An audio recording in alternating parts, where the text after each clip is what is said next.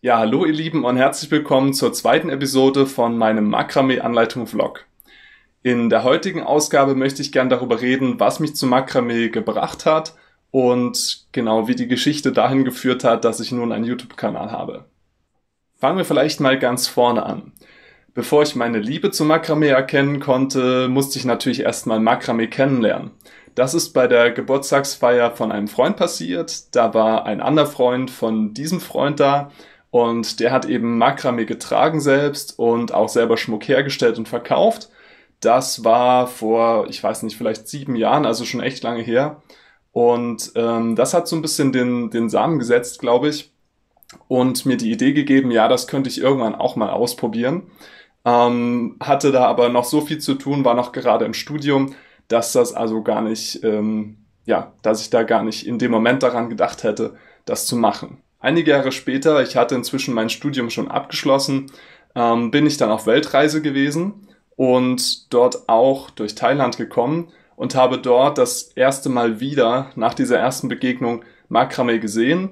Und ja, dann kam das wieder, diese Idee, und ich habe auch gesehen, dass ich dort Material bekommen kann und dachte, ja, warum das Ganze nicht einfach mal selber ausprobieren? Mehr als schief gehen kann es ja nicht. Ich hatte zu dem Zeitpunkt auch viel Zeit auszuprobieren und ja, war neugierig, ob ich das überhaupt hinbekomme.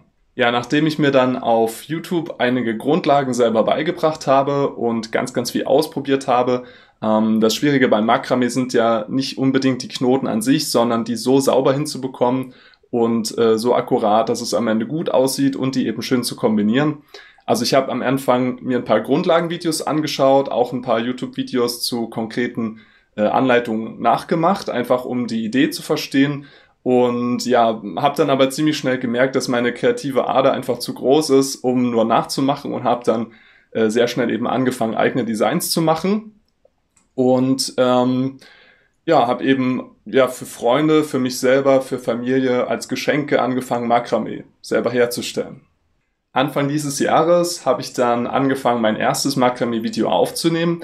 Habe mir gar nicht viel dabei gedacht, einfach das mal ausprobieren wollen, um mein Wissen eben zu teilen, zu schauen, ob es irgendjemanden interessiert da draußen. YouTube ist ja groß und die Resonanz war ziemlich schnell sehr gut und es hat mir sehr viel Spaß gemacht. Und dann habe ich halt gedacht, ja, warum nicht regelmäßig das Ganze machen? Und so hat das im Endeffekt angefangen mit dem YouTube-Kanal und ja, jetzt macht es mir sehr viel Spaß. Die Community wächst jeden Tag.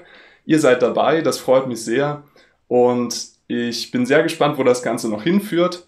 Freue mich darauf, viele weitere Videos zu produzieren. Ich habe auf jeden Fall Ideen ohne Ende und eure Anregungen helfen mir auch dabei natürlich. Ja, und an dieser Stelle vielleicht noch ein bisschen Eigenwerbung. Ich habe zusätzlich zu meinem YouTube-Kanal auch einen Instagram-Kanal.